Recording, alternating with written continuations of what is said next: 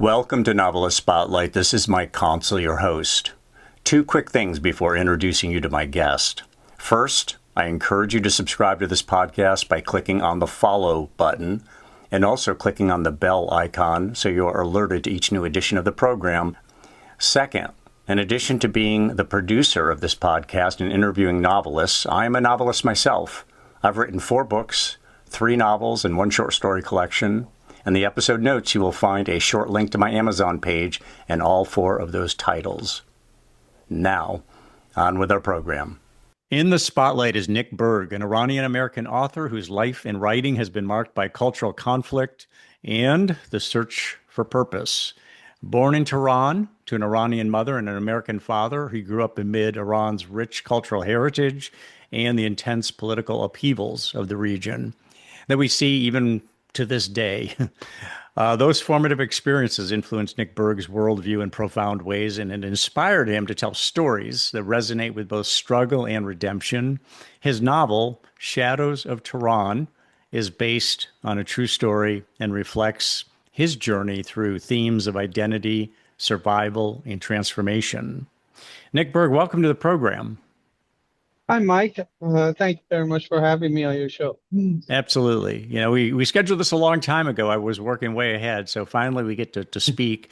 Let me start by asking, is your novel, do you consider it or would it qualify as autofiction? In Yes, other words, absolutely. it would. Okay. Just for any listener that isn't familiar with the terminology, just autofiction is basically autobiographical fiction. So, the author is free to fill in blanks, fictionalize some stuff, but it's heavily pertains to the author's his or her life. In this case, his life. Nick, how did your mom and dad meet? You have an American father, Iranian mother. How did that meeting come about? Yeah, so my dad was a naval intelligence officer in the Navy in the U.S. And back in the early 60s, his ship stopped in Iran, but coming back from Vietnam War. And he basically embarked in there and took a job with with the Iranian Air Force as an English teacher, or as we thought it was. He was an English teacher. And that's how he met my mom in Tehran. Probably after a month after he was in Tehran after his Navy experience. Now, did he meet your mom teaching her English, or was it just more happenstance than that? No, it was actually a ceremonial thing because my mom was part of a teachers organization. My whole family comes from a background of teachers and educators, and my mom was part of this teachers organization, and she was invited to the U.S. Embassy where my dad was there as well, and that's where they met each other in the U.S. Embassy in I Tehran. see. I see. Uh, I'm just curious. Did your mom and dad have very different cultural backgrounds? Was it a harmonious marriage? Was it an argumentative marriage? Maybe because of all the upheaval in the region, maybe seeing things very differently, being from 2 different cultures. How would you characterize their marriage? So, first of all, my dad left before all the upheaval started. He left in 1975. So, during the time that they were married, their marriage was like perfect. It was like a picture perfect marriage from everybody that I spoke to in my family, and even my mom would say it was one of the happiest time of her life, being married to my father. My father was a best way she described it that he was an enigma and that it was he was a very strange person, but at the same time he really took care of her. And when he left in 1975, and we never heard from him again until 35 years later that I found him in Las Vegas in the US, and he actually contacted me. And the story in the book Wow. is a little crazy because what I realized at that time and before he passed away, I had recorded all of his story that he was actually working for the CIA the whole time.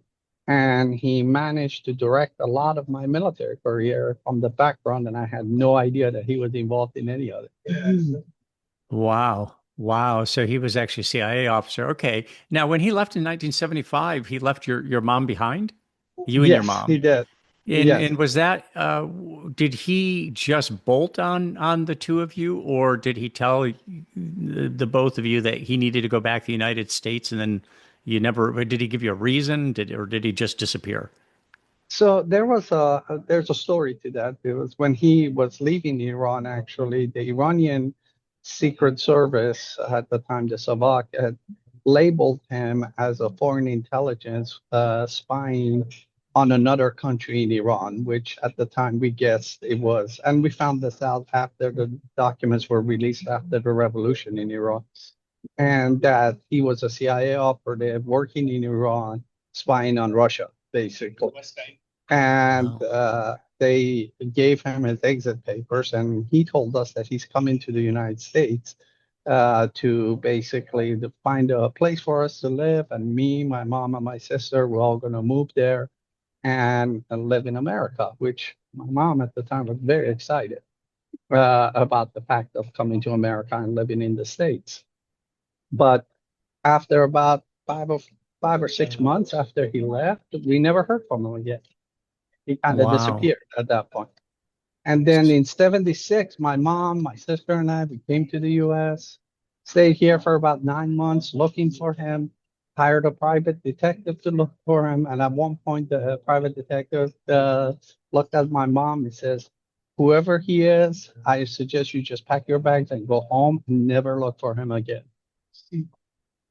Now, is that because he knew who your dad was, or or was he suggesting that he just couldn't find him? And I don't think you're No, if my I go ahead. no, the private detective actually got a call from the State Department telling him stop looking for this man. Oh, okay. All right. So Mhm. he got the message there. And at that time, did your mom understand what was going on, or was it just, hey, Not really, not okay. really, because my mom was a very naive person. Even though she was very educated, um, very worldly in certain ways, in other ways, she was very naive. And I get a good example of that, and this part is in the book. My dad would come home from his job, and he had an office upstairs in the house that we were living at the time, and the office was always dark, and nobody was allowed to go into that room. And my mom never questioned that.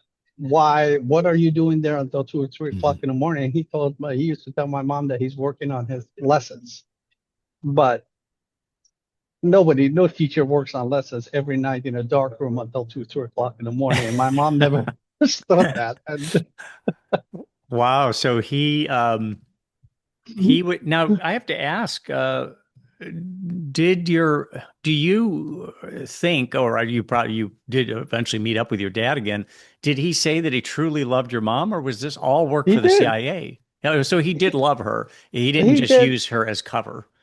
Well, he did actually, because when later on when I met him, I asked him because I found that he had three other wives after that, and I have a whole bunch of half brothers and sisters in Egypt, in Lebanon, and in a couple other places in the world. And I asked him, I said, "Why did you do that? And what was the purpose of this?"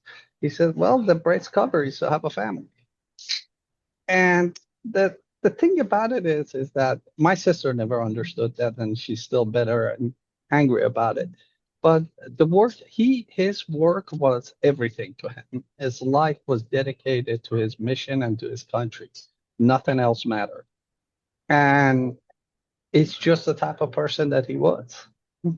Yeah, yeah. So when there was the Iranian hostage crisis that eventually happened, what year was that? 79 or It some was in 1980, 1980. 1980. The folks who took over the American embassy and took those Americans hostage, I believe, now you check me on this, Nick, that they said that they believed that there was CIA in there and they were trying to keep them from overthrowing the next government, which would Right. be Ayatollah Mhm. Khomeini, who eventually came to power after they chased the Shah of Iran out. So, so it was a person like your dad that they were trying to make sure wasn't going to turn around and start launching operations and overthrow the will of the people. Right. That was the concept because I don't know if you know the Iranian history, but in 1953 there was a prime minister elected, democratically elected prime minister named Mohammad Mossadegh, and Mossadegh was in power in 1953, and he nationalized the Iranian oil, basically stopped the British from taking the oil for free. And during that time, the CIA and the British conspired and overthrew Mossadegh's government and brought the Shah back and put him in power. That was the historical context to what they did. Yeah. That they were thinking that we don't want that to happen again, so we're going to go take over the American embassy. But the problem was is that the world was a different place, and everybody knows that all of the embassies all around the world for every country is they're going to spy. That's just what they do. And the thing was is that they didn't understand that it was a different world now. That the 1950s and the 1980s were a completely different world, and the balances of power were different at the time. And those things don't happen anymore. No, I see. Yes, but at the same time, I mean, what a black eye that was for America and the British, because champions of democracy, and then they go into cahoots together to overthrow a democratically elected leader in Iran, and we've never had another one since. And it was all about the oil, which is Right. pretty Exactly. pretty sad. Um, Now, when you had come to the States with your sister and your mom, and the private eye said, just don't bother looking for him. You're not going to find him. Did any of you go back, or did you all stay in the United States? No, we all went back. And we all went back to Iran because my mom tried to stay, and because my dad never registered the marriage with the American embassy. So, and she had to basically, the option they gave her is to leave the kids here and you go back. And my mom was never going to have any of that. And so she took us back. And at the time, it was right before the Iranian Revolution. Iran was a modern country. It was a calm place. My mom already had a job as a teacher in Iran. So she was like, why do I want to stay here? And basically, the only job that she would qualify for is to be a maid or a house cleaner or something like that. And she was a very proud woman. She was highly educated, and she wasn't going to stay here to do that. So she took us back, and we went back to Iran. Yes. Okay. So how did you come to America then, permanently? So it's a long story. So after the revolution in Iran, I became a rebel against the Islamic government because they took away a lot of the freedoms. It was really tumultuous time in Iran, and all of the things that were going on, a lot of the freedoms that we had overnight were gone. Parties were illegal. Boys and girls couldn't walk with each other in the streets anymore. Music became illegal.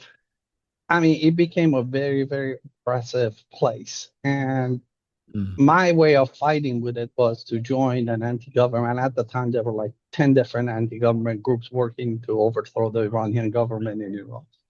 And I joined one of those Wow. anti-government groups and started started to fight against the government. And actually, like with cocktail Molotov bombs and riding motorcycles in the street and throwing cocktail Molotov bombs at Revolutionary Guard cars and all of that. And at a certain point, they found out who I was. A lot of my friends got their houses got raided, they got executed, they got tortured, and I overnight somebody came to our door. A friend of mine that his uncle was connected to the government and said, "You need to leave. You need to leave now, like tonight, because if you don't, they're coming after you and they have an execution on you."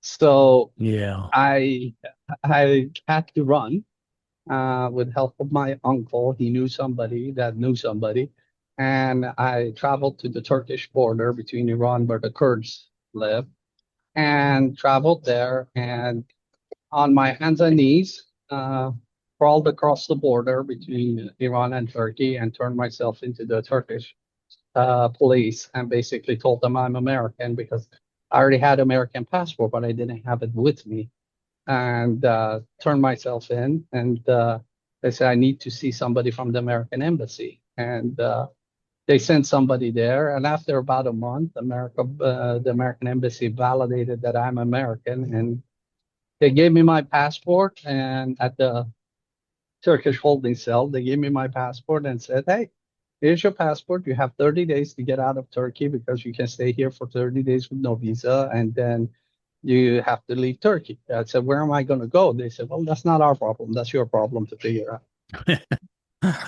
Wow. And then you were able to get status in the United States. Well, I was American citizen just because And of that the was fact that I was recognized. Yeah, and you right. had It your was recognized. passport. Right. There you go. So, yeah, I had a neighbor, an Iranian neighbor named Amir, who he supported the Ayatollah Khomeini because he said we thought he was going to he talked of freedom and all that. And then when he got there, what ended up happening is his father, who had prospered under the Shah of Iran, was killed, and he ended up running. His son Amir ran Hmm. and was able to come to the United States. He's a successful businessman in the United States now. But carried a lot of guilt with him because he supported a regime that ended up killing his father. So it was a very, very tough time, as you well know, Yeah. firsthand. So you come to the United States. How old were you when that all happened? When you I was came ashore? 19. 19 I years was old. 19 years old. It took me about 9 months to almost a year to get to United States, actually, because I had no money. And I made a friend in Turkey. He was an Iranian guy. I made a friend with him, and he was driving trucks across Europe. And I worked for him, basically loading up the trucks and unloading the trucks across Europe. And that gave me time to basically save up some money to buy a plane ticket. That was my next golden thing that I was looking for. First was the passport. Second was the plane ticket to the United States. And I landed in Detroit, out of all places. And everybody asked me why Detroit. I said, well, the research that I done is that Detroit was heart of the car manufacturing. So I thought it would be easier to find a job there. Hmm. So I landed in Detroit with $50 in my pocket and didn't know soul and barely spoke English. So I had to learn English and I had to basically figure it out. And I got a job at Wendy's working flipping hamburgers in the back. They wouldn't let me to be in the front because my English wasn't good. And I was during that time, it took me about almost another year to kind of figure everything out in America. Like I had no idea what credit cards were. I had no idea I needed a social security card to work in America. I didn't know any completely new culture, new environment, different customs, different way of interacting with people. But I had to learn all of that. And at that time, across the street from the Wendy's, there was a recruiting station, and this army sergeant used to come in there and eat lunch every day. And over time, we became friends and talked a lot. And he said, "Hey, you don't have anything here. Why don't you join the army? We give you 3 meals a day, a nice place to sleep." I'm like, "Sign me up." So that's how I ended up in the army. And how long were you in the army for? 11 years. 11 years. Okay, so you didn't just do the basic. But you didn't do career either. Why 11 years? I mean, what made you decide, okay, I'm going to leave the army? I mean, you didn't, what's the minimum sign up on the army? I don't even know. Is it 2 or four 4 years? years. 4 years. 4 years. Four Okay, so years. you did more than the minimum, but you didn't make a full career out of it. So why 11 years? How did you come about deciding I'm going to leave the army now? So I'm an overachiever. I'll admit that. And so when I joined the army, I didn't qualify for anything except infantry, because there's an ASVAB test that you have to take when you join the army, and based on the score that you get on that test, it basically tells you what job you can get in the army and what options you have. So The you were problem that infantry, which is basically the most dangerous job, right? right, but at the time when I took the test, I maxed out the physics, the math, all of that. So the English part, I completely sucked at it. Mm. Easiest way to say it. So, and that was a high part of the total score. And so they said your English is not good enough. The only job you qualify for is infantry, and that's where we sending you. So I went in the army, joined the infantry, and they got and I did pretty well during basic training, during the AIT, which is the advanced training part of it, and they offered me airborne school. So I said, okay. So I went to airborne school. Came back, and during the airborne school, they were recruiting um, for ranger school. So I signed up for that too. So I went through ranger school, and I did pretty well there. So Got special assigned. forces, you an Army Ranger, that's No, that's special force. different. That's Oh, it is different. different. Yeah, Okay, I it thought that is was the different. Army's brand of it. Okay. No, there's the Rangers, and then once I got assigned to 82nd Airborne in Fort Bragg in North Carolina, I was there for a while, and then opportunity came up to sign up for Special Forces, so I did that too. I signed up for that, and so it was just a progression of things happening one after the other. So I got involved in the whole Special Operations Command and that whole apparatus and that whole process. That's what took me to Sierra Leone, took me to Rwanda during genocide, during the first Gulf War, and that was the irony because when I was in Iran, I actually got conscripted for about 7, 8 months, and I fought on the front lines in the war between Iran and Iraq until I until my friends got me out of there. And once I came back, and that was before I left Iran. But it was the irony of the special first Gulf War was that we were liberating Kuwait from Iraq. So I was fighting with the same enemy basically from a different angle with a different Mm, army. yeah. And so it was kind of ironic on that part of it.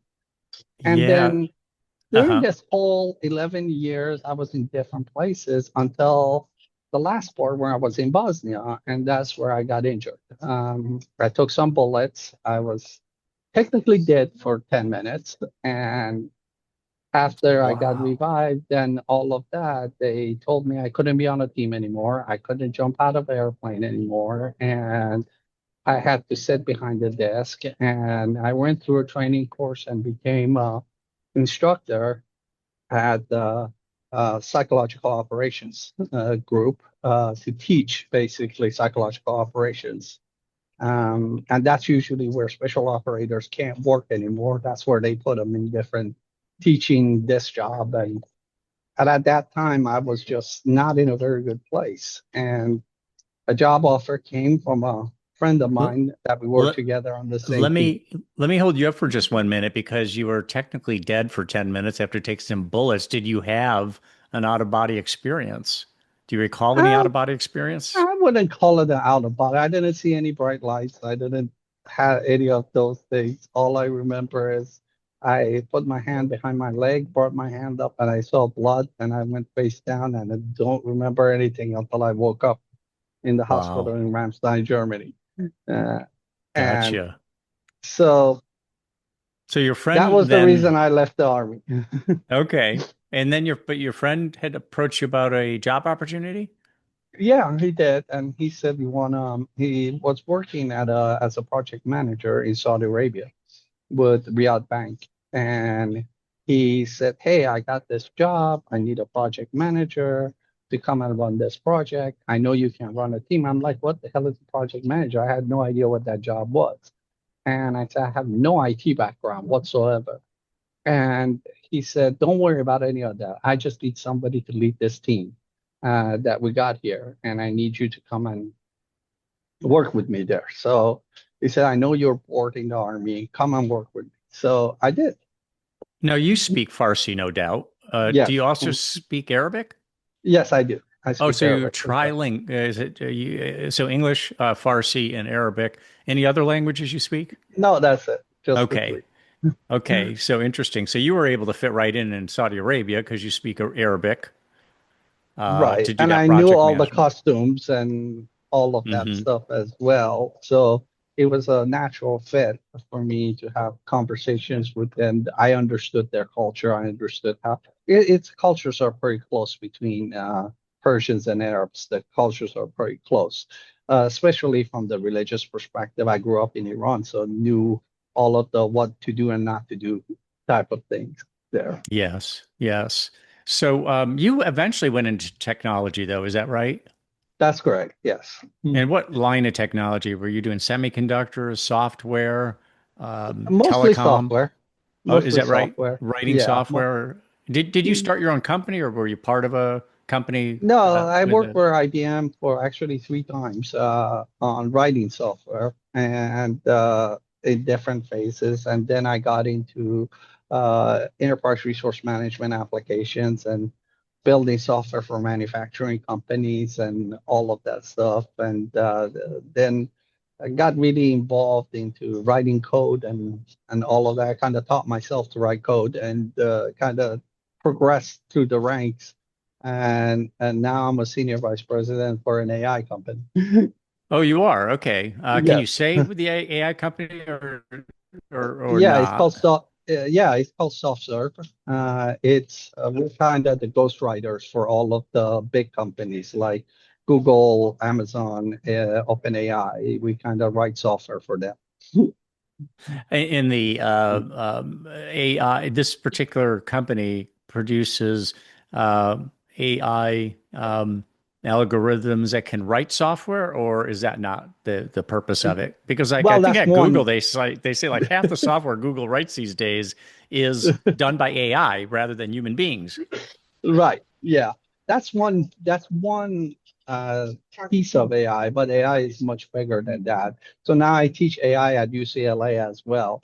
And the AI world is you have the Gen AI, which is everybody's familiar with like ChatGPT and Gemini, Google Gemini, and all of that. Then you have Hmm. your agentic AI, which is actually AI that does things, not just write code, but it actually runs transactions inside of a system, does accounting or things like that, that you basically give it certain parameters and all of that, and it kind of does what a human would do in an accounting software, like close the book, for example, at the end of the month. Right, It would right. actually do that, do those transactions, put journal entries into a general ledger and those types of things.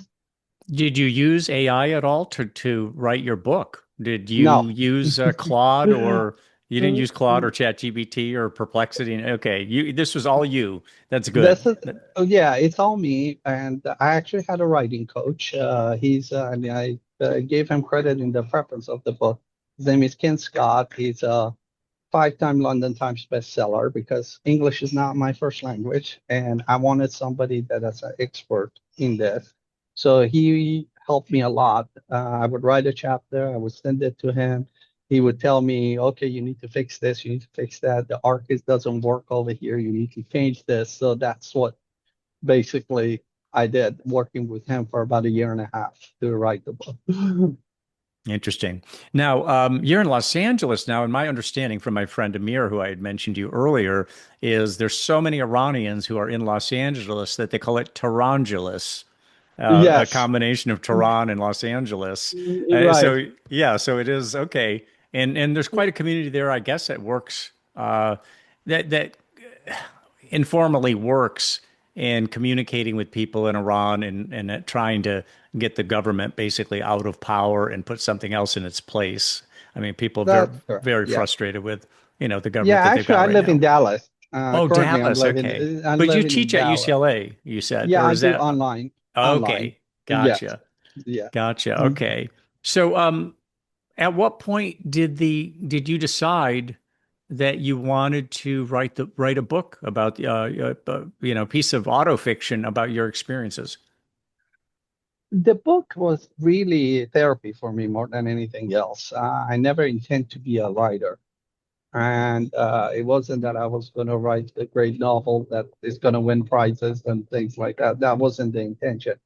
The intention was is basically to write my experiences and to tell the story of what happened from from a different perspective, the human perspective of that, because you can read all of these historical events in history books and you can see that. But I wanted to give a perspective of people that actually lived through it and what they saw there. Like there's a scene in the book about the American embassy takeover, and which was real. It was my mom during the revolution. She wanted to get out of Iran, so she had an appointment at the U.S. embassy to get her visa.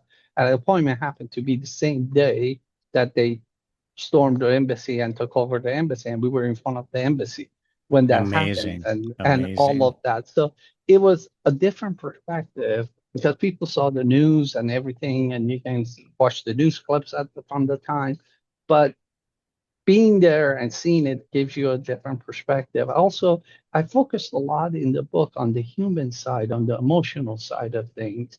And it's not a hero story by any means. It's the story is about the emotions when you see tragedy. It's about resilience. It's about hope during your darkest hours. And the And way I search for kind of want purpose. it is Search search for for purpose as purpose. well. I search for identity. For me, in my case, it was searching for identity because growing up in Iran with an American father and an Iranian mother, I lived in a dual world, in a dual identity world. In Iran, I was considered a foreigner. In the US, I'm considered a foreigner. So it's a dual identity that you have to kind of live. And at the same time, understanding that no matter what the world throws at you, it's your responses that defines the outcome. And Hmm. it's not what happens to you, it's how you respond to what's happening to you that makes the change. I like to think I'm a very successful guy in here, and I work with my therapist. I'm still working with my therapist through all the trauma and all of that stuff.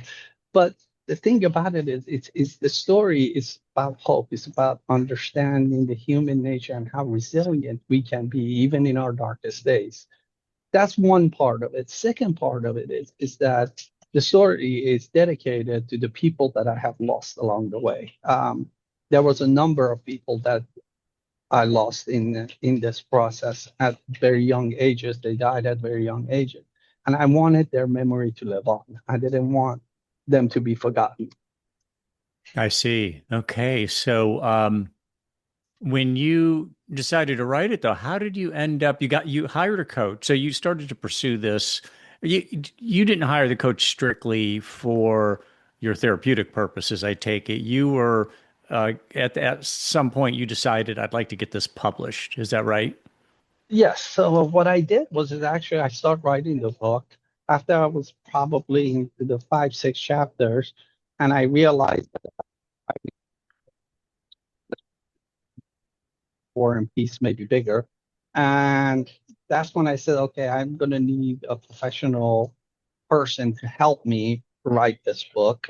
It was a disaster. I You think know, that Nick, you got a little choppy along the way there. So did you say that you got 5 or 6 chapters into it and had blown up into a lot of text? And yes, it wasn't yeah. War and Peace, you said, but it was I it said it was was going start to it be was heading size that of War and direction. Peace. Yeah. At that rate, you would have had a War and Peace on your hands, at least in Exactly. terms of volume. Right. Okay, so then you did end up finding. It sounds like you found a very a top flight coach.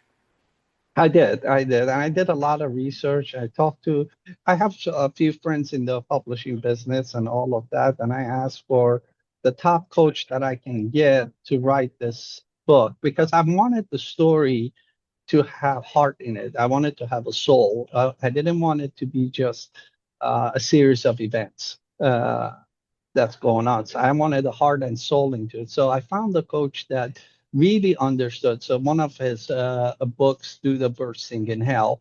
And when I read that book, I was like, oh my God, this is amazing the way he wrote that book. A little controversial book, but it was about a Holocaust survivor and his love for this German woman and how he survived the Holocaust through this whole process. And it was a really touching story. Um, that it was another autofiction, basically, that he wrote. So I really loved his style. So that's why I asked him if he would help me, and it took me a while to get him to say yes. He lives in Spain, and a couple of trips to Spain and conversations with him, he finally got convinced. He said, "Okay, I'll help you write the book." Mm-hmm. Mm-hmm. So, and obviously successfully. So you got it published, and the now just based on what you've told me so far, it sounds like this may be a one and done for you, or are you working on something new? So when I finished the first book, I was like, okay, I didn't tell the whole story because, again, it would have been too big for one book.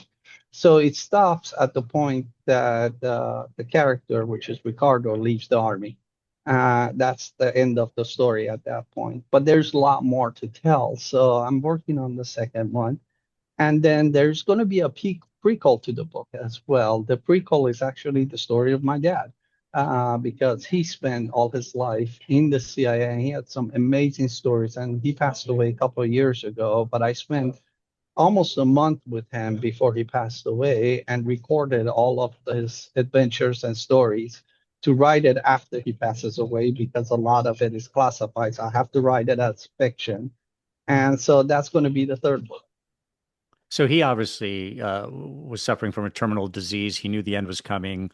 Yes. You took the opportunity to go ahead and record his life for the prequel. Interesting. So how did he reached out to you 35 years later after he had left Iran and basically disappeared on you and your family? How did he find you? He just called me, and he So knew he knew exactly. he was tracking the whole time. He was probably tracking, just keeping a finger on the pulse of you and your mom and your sister. It sounds like then. Yeah, he no, he actually tracked me throughout my whole army career, and he told me about missions that I went on. That he actually directed those missions, and I had no idea that he was directing them. And Amazing.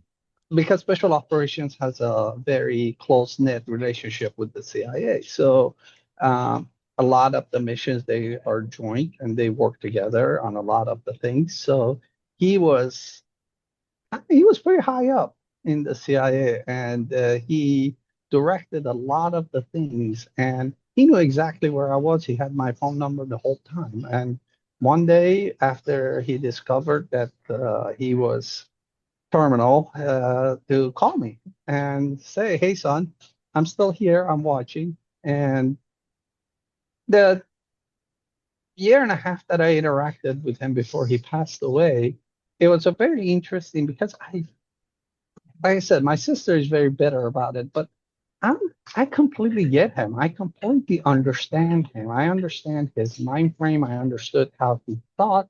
I understood why he did what he did. And the thing I trying to tell in his book, in that story, is that we need people like him in this world, even though he might sound really hard. But in order to preserve what we have in a democracy in this world, we need people like him to do the things that he did. Hmm. Now, he was in Vegas when you reconnected with him, I think you said. What was he Yeah. doing in Vegas? Was he still working for the CIA? No, he retired. He was in his 80s, and he retired, and he was basically just had a really small condo, one bedroom condo that he lived by himself with his dog, and very loner, little bit of a paranoid person to a certain extent. Like whenever I went to see him, I had to call him ahead of time that I'm coming, like about a couple of weeks before. And then when I got there, I had to call him that I'm going to be at his door. And then when I got to his door, I had to call him for him to unlock the 10 deadbolts that he had on the door to let me in. Wow. Okay. So he was still concerned about retribution against Yeah, himself, that somebody yeah. that people would know who he was and so on. Okay. So the next book that you're writing then is an extension of the story you started with, Shadows of Tehran, and then you Right. get to the prequel after that. After that, yes. How far along are you? Do you have a title already for your sequel? No, no title yet. I'm still working with the same post on writing it. Hmm. We're about a quarter of a way through. These days, my job is taking a lot of my time, so I don't get to spend as much time as I like on the book. But we're hoping sometime next year, by the end of next year or early 2027. Now, you have an agent, Nick? I don't. I actually work with a number of agents, not a single one. I'm working with a couple of agents right now, and because there's a script that we're writing as well. That's where I To was base, going. I was going yeah, in that direction because I thought this sounds like a movie potentially. And, yeah. certainly an agent would see the possibilities. So you are working with some people who, and you said there's already been a script drafted? A script drafted, yes, I drafted, and I'm not writing the script. I'm actually going to be working with a script writer because of the first book was really successful. So they wanting to basically turn it into a different story. So the script writer is going to be doing the work on the script part of it.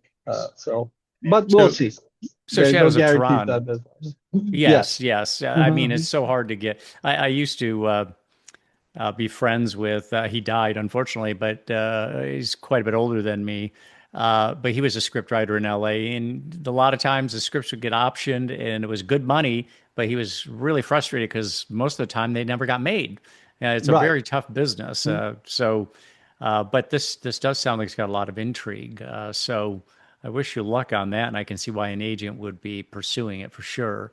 Isn't it? I believe it's kind of standard is 15% for the agent on book sales, but 20% on movies, I think, A movie. TV Right. movies, Yeah. and yeah. So it's a bigger commission on that.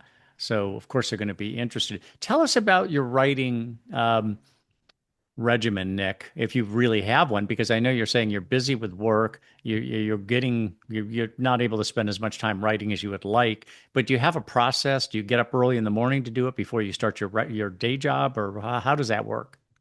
Yeah, it's usually on the weekends more than anything else that I Mm. spend time on the writing part. That's if I'm not traveling somewhere. I do a lot of traveling, international travel.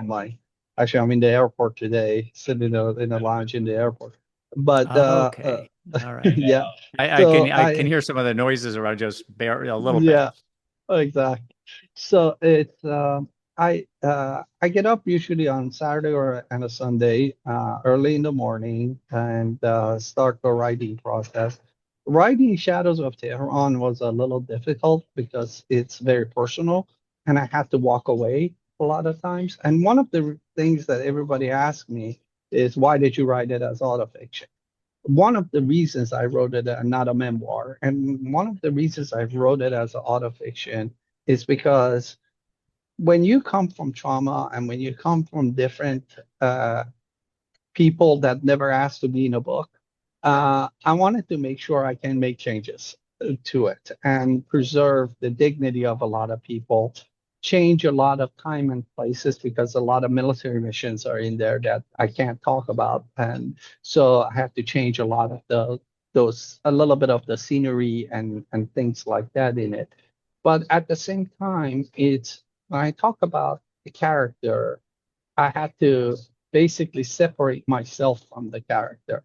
And writing it as autofiction gave me that freedom to separate myself and not to have to justify. Because one of the things, because I started this as a memoir, and then it was the writing coach that told me, he said, have you thought about autofiction? And he kind of walked me through it.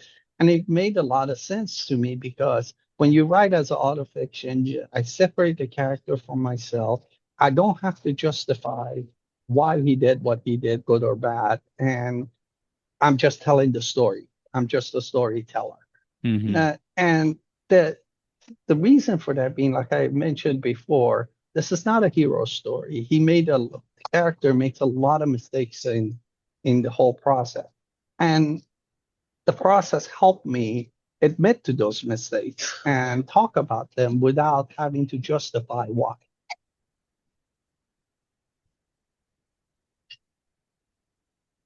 Nick, are you still there? Yeah, I'm still here. Okay. Yeah, yeah. I thought maybe I had lost you for just a second. The connection is just a little bit choppy here along the way. So the so next year you're figuring you'll have it done in 2020, well, in 2026. Right. You're expecting to have it done. And then 2027, once this one's done, it sounds like you'll really get right to work on the prequel at that On point. the prequel, and that one is going to be a completely different type of a story, because that one is not about me anymore. It's about my dad. I'm going to play a role in it because I'm his son, but it's really from his early childhood and his upbringing, to a dad that was actually a Nazi supporter, and it's a story. It's a story. That's all I can say about it. I can imagine. I can imagine. This whole thing really sounds amazing. I didn't realize how the very thick plot you're talking about here. So the you're writing on weekends. Is the process? I mean, are you basically devote several hours on the weekend to just you're writing from memory, really, because Right. you've lived it. You're writing from memory. Where's the dividing line between the autobiography and the fiction? Where does fiction come into play?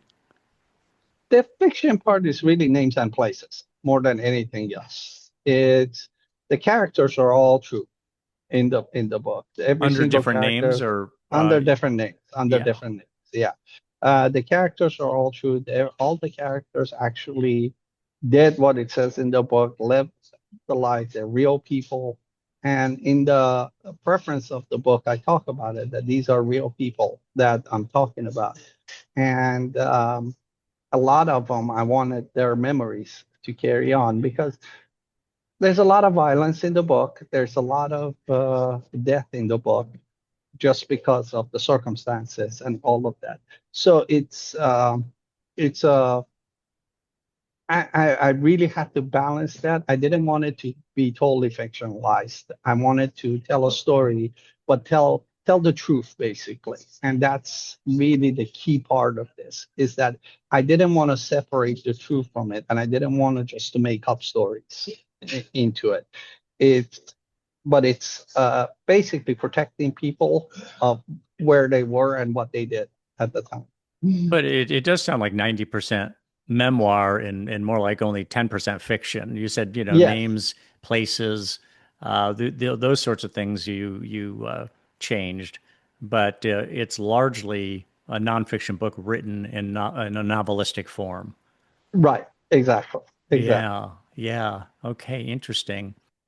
Um, and the book has been successful. You say that it did well, and It did well. obviously, so now you got people saying, we need another one. You got to feed the machine, Right. so let's do another one. And you have that story, and you got two more stories to tell at least. After which, if that all works well, then you'll probably have an idea for a fourth book. Um, so you're working with a couple different agents. How does that work? Because you have an agent for the book, I take it, but is Right. is you have a separate agent for For the movies movie, slash movie television? slash. Okay, Right. Yeah. but Yeah. doesn't the book agent? I don't know how much you can talk about this, Nick, but I would think the book agent would say, "Well, wait a minute, I'm your agent, and there's good money to be made there, and I want to make the money. We don't need a different agent to do that." Well, they're kind of working together on it. This is why I said I Okay. have a couple there. They kind of work together on it because one is specialized in books and the other one is specialized in movies and TV series and those types of things. So and they kind of work together on these types of things. This is becoming very normal in the today's online demand broadcast and all of that. Is that you need a there's in the old days, it was the movie studios and the production companies that they would kind of approach with these things. Now there's so many of them. It's Netflix, it's Hulu, it's Apple. They're all doing their own original things. So you got to know that environment, and you got to know how to navigate that environment, which is a little bit different. And my book agent, he was really good about it. And he was like, this is not my specialty. This is not what I do. And he actually introduced me to the other agents. I see. Okay, so you have collaborators there. Well, it sounds very promising. So for our listeners, again, the name of Nick's book is called Shadows of Tehran. It's available everywhere, just like all books are these days. And you've got the sequel coming out, and then eventually the prequel. The other thing for our listeners, if you look in the episode notes, there is the URL to Nick Berg's website where you can learn more about Nick and the work he does, including his charities. Talk just a little about the charities that you support or promote, Nick. Sure. I'm really big in animals, and I'm really big on supporting the veterans. I live the veteran life. I know what that transition feels like. I know coming out of the military and then going into the civilian world, sometimes it's very hard and difficult. The other side of it is that there's a lot of military veterans that are coming out with wounds that nobody can see. And it's not that you missing an arm or a leg or limping or things like that. Those are easy to identify, but it's all in the emotional wound. It's what they saw during that time, especially my time after the military, working with Iraq veterans, working with the Afghanistan veterans and all of that. They need a lot of help. And as a lot nation, of post-traumatic stress disorder, right? Exactly. Yeah. Nowadays, they're even some of them are using psychedelics now to work with veterans, stuff like ketamine and other psychedelics, and they've been having a lot of success when nothing else is working. Because I mean, suicide's an epidemic among veterans. There's that as well. I mean, obviously that's the psychological horror of a post-war horror that they live with, to the point where they can't deal with it anymore. It's very sad, but it's war is hell, and as a they lot of say. them, and a lot of them have survivor's guilt. Why did I survive and the other guy did it? So that there's a lot of that in the world right now, and so my charities are focused on those. It focused on animals, which is the dogs of war, and the Oh, you're breaking up, Nick, so I'm going to just jump in here. The animals that you're dealing with, these are the animals that the military uses, like the bomb sniffing dogs and all that. right, And dogs are often, well, when they went after Osama bin Laden, the dogs were the first one in, because according right, to what I've heard, because a couple reasons. One, that they'd be able to detect if there was explosives set up. And secondly, let's face it, we'll sacrifice an animal before a soldier right. on that kind of, just busting into a place. So fortunately, the dog or dogs during that raid survived. There wasn't an explosion, but it worked out okay. Right. So there's a lot of military. It's mostly dogs, right, or entirely dogs? No, it's mostly dog. Yeah, it's mostly dog. And the dogs are after the military because they retire at a certain age, and they need support as much as the veterans do, and finding homes for them and training them to live a civilian life for the rest of their whatever life they have left on Yeah, there as wow. well. Well, And then nowadays with drones and robots, that's some of that work has shifted over to drones and robots, correct? it has, yes, it has. And then the other side of it is the dogs that get trained to work with veterans, the service dogs, basically. They're service dogs that are trained Yes. to look for certain things. So I work with some of those organizations as well around that. Other charities that I support is around the Ukraine war, and company that I work for is a Ukrainian company, and around their support for the Ukraine war, because they're truly giving their life to defend all of our democracies, and that's how I kind of see it. Yeah. Um, It's amazing what so they've been able to do against. I mean, you talk about a David versus Goliath battle, and they have been amazing. They've had a right, lot of help, but they've been very inventive as well. In fact, one of the things that I read about in The Economist magazine was that Ukraine could end up being practically a weapons factory for all of Europe because they've got these drones that they've been able, sea drones and air drones that they have developed and learned how to mass produce. I mean, it's the future of warfare. It's right. the present and future. Yeah, absolutely. I have been to Ukraine probably 6 times now in the last 2 years, and working with the company that I recognize that we have been able to collect millions of dollars. Company that I work for is a private company, so the owners are big supporters. And we were able to donate 75 ambulances, fully equipped ambulances to the Ukraine military to save lives, and even in the cities to save lives. That's where That's we're fa- focused on. Yeah, that's fantastic. Fantastic. Again, Nick Berg is the author. Shadows of Tehran is the book. His website, the URL's in the episode notes, but it's P as in Peter, N as in Nick, berg.com, pnberg.com. You can learn more about him there. Nick, you have an amazing story that you've told, and I really appreciate you coming on the program and giving us some insights here. really, really appreciate your time on this.